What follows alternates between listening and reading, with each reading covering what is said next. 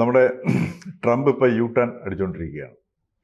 അതായത് ട്രംപ് ശരിക്കും പറഞ്ഞാൽ ഈ താരിഫ് യുദ്ധമാണ് ട്രംപ് ആരംഭിച്ചിരിക്കുന്നത്. അപ്പോൾ ട്രംപ് ഇപ്പോൾ കാരണം അവിടുത്തെ ഗ്രോസറിയുടെ, അതായത് നിത്യോപയോഗ സാധനങ്ങളുടെ, ആഹാര സാധനങ്ങളുടെ, ഭക്ഷണ സാധനങ്ങളുടെ എല്ലാം വില കുത്തനെ കൂടി ആകെ നിൽക്കക്കളിയില്ലാത്ത അവസ്ഥ വന്നു. അപ്പോൾ ഇങ്ങനെയുള്ള ഒരു അവസ്ഥയിലേക്ക് വന്നപ്പോഴത്തേക്ക് പുള്ളിക്ക് പിടിച്ചു നിൽക്കാൻ വേണ്ടിയൊരവസ്ഥ വന്നു. ശരിക്കും താരിഫ് കൊണ്ട് അദ്ദേഹം ഒരു യുദ്ധം തുടങ്ങുകയാണ് ചെയ്തത്. അപ്പോൾ ഈ യുദ്ധത്തിൽ ഇപ്പോൾ അദ്ദേഹം ഒരു പരാജയപ്പെട്ട ലക്ഷണമാണ്. ഈ ആയുധം കൊണ്ടുള്ള യുദ്ധം വേറൊരു സ്ഥലത്ത് അദ്ദേഹം നടത്തുന്നുണ്ട്, പരോക്ഷമായിട്ടും പ്രത്യക്ഷമായിട്ടും നടത്തുന്നുണ്ട്. അപ്പോൾ ഈ ഒരു യുദ്ധത്തിൽ പുള്ളി പരാജയപ്പെട്ട ഒരു അവസ്ഥയിലേക്ക് നീങ്ങിയിട്ടാണ് ഇപ്പോൾ അവിടെ ഈ ഭക്ഷണ സാധനങ്ങൾക്കുള്ള സകല ഉയർത്തിയ താരിഫും പുള്ളി ഉപേക്ഷിച്ചു കഴിഞ്ഞു. അപ്പോൾ അത് കൃത്യമായിട്ടൊരു യു ടേണാണ്. അതേപോലെ തന്നെ H1B വിസയുടെ കേസ്. അപ്പോൾ അതിനകത്തും വളരെ കർശനമായ $1,00,000 നമ്മുടെ ഇന്ത്യക്കാരാണെങ്കിൽ H1B വിസയുടെ 70% ഹോൾഡ് ചെയ്യുന്ന ആൾക്കാർ. ഇപ്പോൾ പുള്ളി പറഞ്ഞിരിക്കുന്നത് ഇപ്പോൾ H1B വിസ ഇപ്പം സ്കിൽഡ് ആയിട്ടുള്ള ആൾക്കാർ അമേരിക്കയ്ക്ക് ആവശ്യമാണ്. അപ്പോൾ അതുകൊണ്ട് വിദേശത്ത് നിന്നും ഞങ്ങൾ ആൾക്കാരെ സ്വീകരിക്കാൻ തയ്യാറാണ്. ഒരു സുപ്രഭാതത്തിൽ അമേരിക്കക്കാരനോട് പോയി ഒരു സാറ്റലൈറ്റ് ഉണ്ടാക്കാൻ പറഞ്ഞാൽ അത് പറ്റത്തില്ല. അതുകൊണ്ട് ഞങ്ങൾക്ക് സ്കിൽഡ് ആയ ആൾക്കാരുണ്ട്. അപ്പോൾ H1B വിസയിലും ഈ ഭക്ഷണ സാധനങ്ങളുടെ തീരുവയിലും കംപ്ലീറ്റ് 100% യു ടേൺ അടിച്ചിരിക്കുകയാണ് ചെയ്തിരിക്കുന്നത്. ഇത് ശരിക്കും പറഞ്ഞാൽ ഒരു പുള്ളി ആഗോള അവസ്ഥയിലുണ്ടായിരുന്ന ഒരു സിസ്റ്റത്തെ തകർക്കുകയും ഒരു യുദ്ധം തുടങ്ങി തകർക്കുകയും അത് കഴിഞ്ഞിട്ട് പുള്ളി ഇപ്പോൾ തിരിച്ചു പോകാൻ ശ്രമിക്കും. ഇത് എത്രമാത്രം പുള്ളിക്ക് തിരിച്ചു പോകാൻ പറ്റും, അതാണ് നമ്മൾ ഇനിയിപ്പോൾ നമ്മുടെ മുമ്പിലുള്ള ഈ ലോകം എങ്ങോട്ട് പോകുന്നുള്ളൊരു വിഷയമുണ്ടല്ലോ. അപ്പോൾ പുള്ളി ഇപ്പോൾ തിരിച്ചു പോകാനാണ് ശ്രമിച്ചുകൊണ്ടിരിക്കുന്നത്, അല്ലെങ്കിൽ തിരിച്ചു പോകാൻ നിർബന്ധിതനായി. ഇപ്പം ന്യൂയോർക്ക് ഇലക്ഷൻ വന്നപ്പോഴത്തേക്ക് മനസ്സിലായി മിഡ് ടേമിൽ പ്രശ്നമാണെന്ന് മനസ്സിലായി. ന്യൂയോർക്ക് മേയർ ഇലക്ഷൻ ഒരു കൃത്യമായ മെസ്സേജ് കൊടുത്തിട്ടുണ്ട്. അപ്പോൾ ഇനി എത്രമാത്രം അമേരിക്കയ്ക്ക് ഒരു പഴയ അവസ്ഥയിലേക്ക് പോകാൻ പറ്റും എന്നുള്ളതാണ് നമ്മുടെ ഒരു ലോകത്തിൻ്റെ മുമ്പിലുള്ളൊരു ചോദ്യചിഹ്നം. അതെങ്ങനെയാണ് PS കാണുന്നത്? അല്ല, എനിക്ക് തോന്നുന്നത് ട്രംപ് വലിയ ചില സ്വപ്നങ്ങൾ കണ്ട് അദ്ദേഹത്തിൻ്റെ പോളിസികൾ കാര്യമായ രീതിയിൽ ഈ നമ്മുടെ ഒരു ജിയോ പൊളിറ്റിക്സ് മനസ്സിലാക്കാതെ പ്രയോഗത്തിൽ ഏർപ്പെടുത്തും. ആ ഏർപ്പെടലാണ് ഈ തകർച്ചയിലേക്ക് അദ്ദേഹത്തെ കൊണ്ടുപോയി. കാരണം ഈ താരിഫ് യുദ്ധം അദ്ദേഹം ആരംഭിക്കുമ്പോൾ അദ്ദേഹത്തിന് അറിയാം ഈ താരിഫ് യുദ്ധത്തിൻ്റെ ഫലമായിട്ട് ആഭ്യന്തര മാർക്കറ്റിൽ വിലക്കയറ്റം ഉണ്ടാവുകയും ആഭ്യന്തര മാർക്കറ്റ് ഉപയോഗിക്കുന്ന ഉപഭോക്താക്കൾ തനിക്കെതിരായി തീരുകയും ചെയ്യുന്ന അദ്ദേഹത്തിന് അറിയാമായിരുന്നു. പക്ഷെ അതിനെ മറികടക്കാനായിട്ട് ഈ താരിഫ് യുദ്ധത്തിൻ്റെ ഫലമായിട്ട് സ്റ്റേറ്റിന്, അമേരിക്കയ്ക്ക് ലഭ്യമാകുന്ന സമ്പത്ത് ചൂണ്ടിക്കാണിക്കാൻ കഴിയും എന്ന് അദ്ദേഹം കരുതിയിരുന്നു. പക്ഷേ അതിൽ അദ്ദേഹം പൊളിഞ്ഞു പോയി. ഈ രണ്ടാം ലോക മഹായുദ്ധമൊക്കെ കഴിഞ്ഞതിന് ശേഷം പൊതുവെ ഈ ക്യാപിറ്റലിസ്റ്റ് രാഷ്ട്രങ്ങൾ, പ്രത്യേകിച്ച് അമേരിക്ക അടക്കമുള്ള രാഷ്ട്രങ്ങൾ പറഞ്ഞത് ഇനി ഞങ്ങളുടെ യുദ്ധം എന്ന് പറയുന്നത് ആയുധങ്ങൾ കൊണ്ടായിരിക്കില്ല, പകരം ഉൽപ്പന്നങ്ങൾ കൊണ്ടായിരിക്കും എന്ന് പ്രഖ്യാപിച്ചിരുന്നു. അങ്ങനെയാണ് ലോകത്തിൻ്റെ എല്ലാ ഭാഗങ്ങളിലേക്കും ഉൽപ്പന്നങ്ങൾ കയറ്റി അയക്കാൻ പറ്റുന്ന അമേരിക്ക അതിനകത്ത് മാതൃക കാട്ടുകയും ചെയ്തു. അല്ല, അതിനാവശ്യമായിട്ടുള്ള അവർ ഈ WTO പോലെയുള്ള സാധനങ്ങൾ ഉണ്ടാക്കി. എങ്ങനെ വേൾഡ് ട്രേഡ് ഓർഗനൈസേഷൻ്റെ ബേസിസ് അതായിരുന്നു. ലോകത്തിൻ്റെ എല്ലാ ഭാഗത്തേക്കും അമേരിക്കൻ ചരക്കുകൾ കയറ്റി അയക്കാനും അവിടെ ആധിപത്യം സ്ഥാപിക്കാനും കഴിയണം. അതോടൊപ്പം തന്നെ അമേരിക്കൻ കൾച്ചറും ലോകത്തിൻ്റെ പല ഭാഗങ്ങളിലേക്കും കൊണ്ടുചെല്ലണം. മക്ഡൊണാൾഡ് പോലെയുള്ള സംവിധാനങ്ങൾ അല്ല, അവർ അതിനുവേണ്ടി UN-ഉം WHO-യും എല്ലാം അതിനുവേണ്ടി ഉപയോഗിക്കുകയാണ്. അതിലൂടെ ഒരു പതുക്കെ ഇങ്ങനെ വിജയിച്ച് വരുന്ന സമയത്താണ് എവിടെയോ വെച്ച് അവർക്ക് ചില സ്പെല്ലിംഗ് മിസ്റ്റേക്കുകൾ തോന്നുകയും അത് ട്രംപ് ഇങ്ങനെ വായിക്കുകയും ചെയ്യുന്നതാണ്. ട്രംപിന്റെ വായനയാണിത്. ട്രംപിന്റെ വായനയും അതിന്റെ പ്രയോഗവുമാണ് നമ്മളിപ്പോൾ കണ്ടത്. പക്ഷെ അദ്ദേഹം തിരിച്ചറിഞ്ഞ് ന്യൂയോർക്ക് ഇലക്ഷൻ എന്ന് പറയുന്ന ഒരു ഐ ഓപ്പണർ തന്നെയാണ്. കാരണം അമേരിക്കയിൽ ആകമാനം തന്നെ ട്രംപ് വിരുദ്ധ വികാരം ആഞ്ഞടിക്കുന്നു എന്ന് അദ്ദേഹത്തിന് ബോധ്യമായത് ആ തെരഞ്ഞെടുപ്പിലൂടെ ആണ്. ആ തെരഞ്ഞെടുപ്പ് കഴിഞ്ഞതിന് ശേഷം അദ്ദേഹം അതിൽ മാറ്റം വരുത്താനായിട്ട് തിരി. ഇപ്പോൾ കഴിഞ്ഞ ദിവസം മംദാനിയായിട്ടൊക്കെ അദ്ദേഹം നല്ല സംഭാഷണത്തിൽ ഏർപ്പെടുകയും അങ്ങനെ അത് നല്ല ഒരു പൊളിറ്റീഷ്യൻ്റെ, വളരെ പോസിറ്റീവായിട്ടുള്ള പൊളിറ്റീഷ്യൻ്റെ തലത്തിലേക്ക് അതിനെ മാറ്റാനായിട്ടുള്ള ശ്രമമൊക്കെ നടക്കുന്നുണ്ട്. ഒപ്പം തന്നെയാണ് നേരത്തെ ജ്യോതിർ ഘോഷ് പറഞ്ഞവർ കംപ്ലീറ്റ് ആയിട്ടുള്ളൊരു തിരിച്ചുപോക്ക് എന്ന് പറയുന്നത് ഇനി ശ്രമിക്കുന്നത്.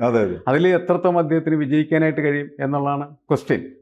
അപ്പോൾ എനിക്ക് തോന്നുന്നത് എന്താണെന്ന് വെച്ചാൽ ഈ പരീക്ഷ നടത്തിയ സമയത്ത് അമേരിക്കയ്ക്ക് പറ്റിയ ചില പ്രധാനപ്പെട്ട പൊളിച്ചെഴുത്തുകളുണ്ട്. ഒന്നെന്താണെന്ന് വെച്ചിട്ടുണ്ടെങ്കിൽ ഇവരുടെ ഈ അമേരിക്കൻ ഡോളർ അതിൻ്റെ ആധിപത്യത്തിനെ ടോർപ്പിഡോ ചെയ്യുക എന്നുള്ളതായിരുന്നു പുടിൻ ചെയ്ത പണി. അതെ പുടിൻ ഇന്ത്യക്ക് എണ്ണ തരുന്ന സമയത്ത് ഇന്ത്യക്കാരോട് പറഞ്ഞെന്താണ്, നിങ്ങൾക്ക് എണ്ണ തരാം, വിലക്കുറച്ച് തരാം. അത് അതെ സാധാരണ മാർക്കറ്റിൽ പറയുന്ന ഒരു സാധനം. ഇത് വിലക്കുറച്ച് മാത്രമല്ല തരുന്നത്, നിങ്ങൾ ഇന്ത്യൻ റുപ്പി ഉപ്പില് തന്നാൽ തന്നാ ഞങ്ങൾ മതി. തരാം. അതെ അങ്ങനെ ഡോളറിനെ പൊളിക്കുന്നത് അത്. അപ്പം നമ്മൾ നമുക്ക് മാത്രമല്ല, റഷ്യയുടെ എണ്ണ വാങ്ങിക്കുന്ന എല്ലാ രാഷ്ട്രങ്ങളും പറഞ്ഞു നിങ്ങളുടെ കറൻസി തന്നാൽ മതി, കറക്റ്റ്. ഞങ്ങൾ ശരിയാക്കണേ. അങ്ങനെ ഈ ഇൻ്റർനാഷണൽ മാർക്കറ്റിൽ ഡോളറിനെ ഒന്ന് പതപ്പിക്കാൻ ശരിക്കും പറഞ്ഞതിനിടയിൽ ഈ സംഭവങ്ങൾക്കെല്ലാം കഴിഞ്ഞു. ഡോളറിനുണ്ടായൊരു ബലഹീനതയാണ് ട്രംപിനെ കൂടുതൽ അസ്വസ്ഥനാക്കിയെന്നാണ് ഞാൻ തീർച്ചയായിട്ടും. ഇങ്ങനെ മാത്രമല്ല ഇതിനകത്തൊരു സാമാന്യ ബുദ്ധി എന്നൊരു വിഷയമുണ്ട്. അപ്പൊ നമുക്ക് എല്ലാവർക്കും അറിയായിരുന്നു തിരിച്ചു പോകേണ്ടി വരും. അതെ. ഉദാഹരണത്തിന് അമേരിക്കക്കാരുടെ ഏറ്റവും വലിയ പ്രിയപ്പെട്ട ഭക്ഷണങ്ങളിലൊന്നാണ് ബനാന, ഈ നമ്മുടെ ഏത്തപ്പഴം എന്ന് പറയുന്ന സാധനം, അല്ലെങ്കിൽ പഴം. ഇതിനൊക്കെ അതിഭീകരമായ ഇപ്പം ബ്രസീൽ, ലാറ്റിൻ അമേരിക്കൻ രാജ്യങ്ങളിൽ ബനാന റിപ്പബ്ലിക്, അവിടെ നിന്നും പിന്നെ ബ്രസീലിൽ നിന്നൊക്കെയാണ് ഈ സാധനം വന്നുകൊണ്ടിരുന്നത്. അതിനൊക്കെ 50% നേരിട്ടത്. അമേരിക്കക്കാർക്കാണെങ്കിൽ ഇതില്ലാതെ ജീവിക്കാനും പറ്റത്തില്ല.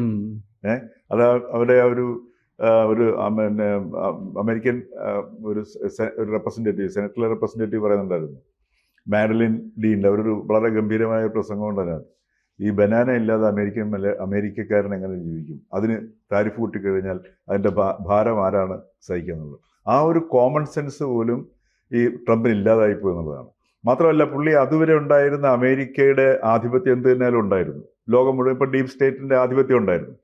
അതിനെ പുള്ളി ബ്രേക്ക് ചെയ്തത് മാത്രമല്ല, ഇനി സമീപ ഭാവിയിൽ തിരിച്ചു പിടിക്കാൻ പറ്റാത്ത വിധം അമേരിക്കയുടെ വിശ്വാസ്യതയെ നഷ്ടപ്പെട്ടു. അല്ല, അത് ഒരു പ്രധാനപ്പെട്ട പോയിന്റ്. അതെ, അതായത് അമേരിക്ക ഒരു ജനാധിപത്യ രാജ്യമാണ് എന്നതും അതിന് മതേതരത്വ സ്വഭാവമുണ്ട് എന്നതും ആരെയും ഉൾക്കൊള്ളാൻ കഴിയുന്ന ഒരു ഇൻക്ലൂസീവ് ക്യാരക്ടർ ഉണ്ട് എന്നുള്ളതൊക്കെ ആയിരുന്നു അവരെ മറ്റ് രാഷ്ട്രങ്ങളിൽ നിന്നുള്ള ആളുകൾക്ക് ആകർഷണ കേന്ദ്രമാക്കി. അത് ഇയാൾ പൊളിച്ചു കളഞ്ഞു ശരിക്കും. അത് ഒരു വലിയ പ്രശ്നമാണ്. കാരണം അങ്ങനെ എളുപ്പത്തിൽ പിന്നെ വീണ്ടും ആ വിശ്വാസ്യത, ക്രെഡിബിലിറ്റി എന്ന് പറഞ്ഞാൽ തിരിച്ചെടുക്കൽ എളുപ്പമല്ല. അത് മാത്രമല്ല, ഇപ്പൊ അമേരിക്ക എന്താ പറയുക, സ്റ്റാൻഡ്സ് എക്സ്പോസ്ഡ് എന്ന് പറഞ്ഞതുപോലെയാണ്. കാര്യം അമേരിക്കൻ ടെക് കമ്പനികൾ അവിടെയുള്ള ആൾക്കാരെ ജോലിക്കെടുക്കണമെന്ന് പറഞ്ഞുകൊണ്ടാണ് H-1B വിസയുടെ $1,00,000 ഉയർത്തിയത്. പക്ഷേ അവിടെ അവർക്ക് എടുക്കാൻ പറ്റുന്നില്ല.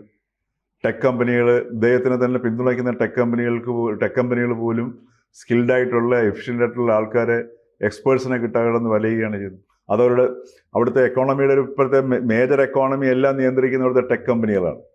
ആ ടെക് കമ്പനികൾ ഈ പറഞ്ഞ പ്രതിസന്ധി നേരിടുക ചെയ്യും. അല്ല, അവരുടെ വിദ്യാഭ്യാസത്തിൽ തന്നെ അവരൊരു പ്രശ്നം പറഞ്ഞിരുന്നതെന്ന് വെച്ചാൽ അവർ ഈ സ്റ്റെം ബേസ്ഡ് വിദ്യാഭ്യാസത്തിൽ വളരെ ഊന്നൽ കൊടുക്കുന്നതായിരുന്നു. ഇപ്പോൾ മാത്തമാറ്റിക്സിന്, സയൻസിന് വളരെ പ്രാധാന്യം കൊടുക്കുന്ന തരത്തിൽ അതിനെ മാറ്റിയെടുത്താൽ മാത്രമാണ് ഈ കമ്പനികൾക്ക് ആവശ്യമുള്ളതായിട്ടുള്ള ജീവനക്കാരെ, ജോലിക്കാരെ ഉണ്ടാക്കിയെടുക്കാൻ കഴിയുള്ളൂ എന്ന് പറഞ്ഞ വലിയ ഒരു പ്രശ്നം ഒരു വയസ്സ് നടക്കുന്നുണ്ട്. അതിനിടയിലാണ് ഇങ്ങനെ ട്രംപ് ഈ കാര്യം ചെയ്തിട്ട് അമേരിക്കനൈസേഷൻ എന്നൊക്കെ പറയുന്നത് അമേരിക്കക്ക് പോലും മനസ്സിലാക്കാത്തൊരു കാര്യമാണ്, മനസ്സിലാക്കാൻ പറ്റാത്ത കാര്യമില്ല.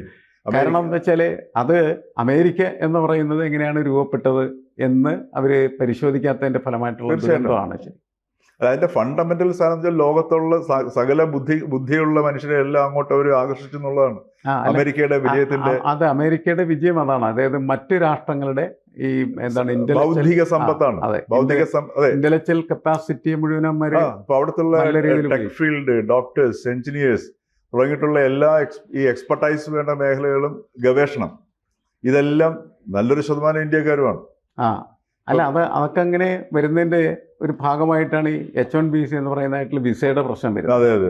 ആ വിസക്ക് ഇതുമാതിരി $1,00,000 കയറ്റി അങ്ങനെ ഇന്ത്യക്കാരങ്ങോട്ട് ചെല്ലണ്ട എന്ന നിലക്ക് അദ്ദേഹം പ്രഖ്യാപിക്കുന്നത്. നമ്മുടെ കേരളത്തിലെടുത്ത മലയാളികൾക്ക് ഒരു ഗ്രീൻ കാർഡ് എന്ന് പറഞ്ഞാൽ ചില ആൾക്കാർ ജനിച്ചു വീണ ഉടനെ തന്നെ ഗ്രീൻ കാർഡ് സ്വപ്നം ഉള്ളിൽ കയറ്റുന്ന രക്ഷകർത്താക്കളും ആ സ്വപ്നം കണ്ട് വളരുന്ന യുവതലമുറകളായിരുന്ന സ്ഥലമാണ് കേരളം എന്ന് പറയുന്നത്.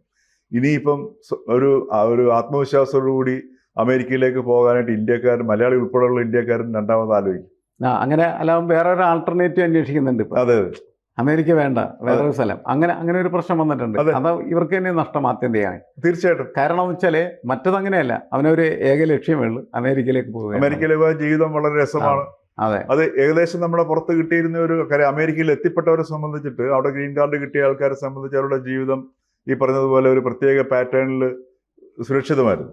രണ്ടാം തലമുറ ചില പ്രശ്നങ്ങളും സാംസ്കാരിക പ്രശ്നങ്ങളും വൈകാരിക പ്രശ്നങ്ങളൊക്കെ നേരിടുന്നുണ്ടെന്ന് പറയുന്നുണ്ടെങ്കിൽ പോലും, പക്ഷെ ആ ഒരു സിസ്റ്റത്തിനെ കംപ്ലീറ്റ് ട്രംപ് തകർത്ത് കളഞ്ഞു എന്നുള്ളതാണ്. ഇപ്പൊ ഈ പുതിയ ജിയോ പൊളിറ്റിക്സിൽ ഇപ്പോൾ അമേരിക്ക നേരിടാൻ പോകുന്ന ഒരു വിഷയം എന്ന് പറഞ്ഞാൽ ഈ ടാലൻസിനുള്ള ഒരു ക്ഷാമം ഗണ്യമായിട്ട് നേരിടും. അതോടൊപ്പം തന്നെ ഇപ്പോൾ ഈ ടെക് കമ്പനികൾ ഇപ്പോൾ അടുത്ത ഒരു AI ബബിളിലേക്ക് പോകാൻ പോവുകയാണ്. ആ AI ബബിൾ ഉണ്ടാകുന്നെങ്കിൽ ഏറ്റവും കൂടുതൽ ആ ബബിൾ ഉണ്ടായതും പൊട്ടുന്നതും അമേരിക്കയിലാണ്. അതിനുശേഷം പിന്നെ വരാൻ പോകുന്നത് ഈ ടെക് കമ്പനികളുടെ ഇപ്പോൾ NVIDIA മാത്രമാണ് അവിടെ മുമ്പിൽ നിൽക്കുന്നത്. അവർ ചിപ്പ് ഉണ്ടാക്കുന്നതിൻ്റെ പേരിലാണ്. ബാക്കിയുള്ള ഈ AI നിക്ഷേപിച്ചിരിക്കുന്ന 95% കമ്പനികളും ഏതാണ്ട് പൊട്ടുന്ന അവസ്ഥയിൽ നിൽക്കുകയാണ് ചെയ്യുന്നത്. അപ്പോൾ ഇങ്ങനെ ഒരു അവസ്ഥയിൽ വരുമ്പോഴത്തേക്ക് ഈ ജിയോ പൊളിറ്റിക്സിൽ ഈ അമേരിക്കക്ക് ഇനി എങ്ങനെ ഈ നേരത്തെ ഉണ്ടായിരുന്ന സ്വാധീനം ഒരു കാരണവശാലും ഇനി കിട്ടത്തില്ല. അല്ല, അവർ ചെയ്ത ഒരു അബദ്ധമായിട്ട് എനിക്ക് തോന്നിയെന്ന് വെച്ചാൽ ശത്രുക്കളെ ഒരുമിച്ച് ചേർക്കാനായിട്ടുള്ള സംവിധാനം ഉണ്ടാക്കി കൊടുത്തു. വളരെ മനോഹരമായിട്ട് ചെയ്തു. അത് മനോഹരമായിട്ട് ചെയ്തു. അങ്ങനെയാണ് റഷ്യയും ചൈനയും ഇന്ത്യയും ഒരുമിച്ച് ചേർന്നിട്ടുള്ള ഒരു ശാക്തിച്ചേരി രൂപം കൊണ്ട്. അതെ അതെ, അത് കണ്ടപ്പോഴാണ് എനിക്ക് തോന്നുന്നത് ട്രംപ് ശരിക്കും ഞെട്ടിയത്. ശരി, തീർച്ചയായിട്ടും ഇങ്ങനെ പോസിബിലിറ്റീസ് ഉണ്ടല്ലോ എന്ന് അദ്ദേഹത്തിന് മനസ്സിലാക്കി. അവരൊക്കെ ഒരിക്കലും വിചാരിച്ചിരുന്നില്ല ഇന്ത്യയും ചൈനയും തമ്മിൽ അത്തരത്തിലുള്ളൊരു ബന്ധത്തിലേക്ക് വരും. അപ്പോൾ അവർ വിചാരിക്കാത്ത ട്രംപിൻ്റെ കൂടെ നിൽക്കുന്നതായിട്ടുള്ള ആളുകളും ചിന്തിക്കാത്ത തരത്തിലേക്ക് ജിയോ പൊളിറ്റിക്സിന് ചേഞ്ചസ് ഉണ്ടായി. അതെ അതെ, അതാണ് അദ്ദേഹത്തെ ഇപ്പോൾ ഒരു തരത്തിലുള്ളൊരു അവസ്ഥയിലേക്ക് എത്തിച്ചിരിക്കുന്നത്. പക്ഷേ ഇങ്ങനെയുള്ള പ്രവർത്തനങ്ങളൊക്കെ നടക്കുമ്പോൾ ഈ നേരത്തെ സൂചിപ്പിച്ച ഈ ക്രെഡിബിലിറ്റി, വിശ്വാസ്യത എന്ന് പറയുന്നത് തകർന്നുപോയ അതെങ്ങനെ വീണ്ടെടുക്കും എന്നുള്ളതിൻ്റെ ഒരു പാഠം നമുക്ക് ലോകത്ത് പലയിടത്തുനിന്നും കിട്ടിയിട്ടില്ല എന്നുള്ളതാണ്. അതാണ് പ്രശ്നം. അതിനിപ്പോൾ അങ്ങനെ ഒരു പാഠം ഉണ്ടോ എന്ന് നമുക്ക് അറിയാൻ ഒരു പുതിയ ലോകക്രമത്തിലേക്ക് ഉരുത്തിരിഞ്ഞ് വരണം.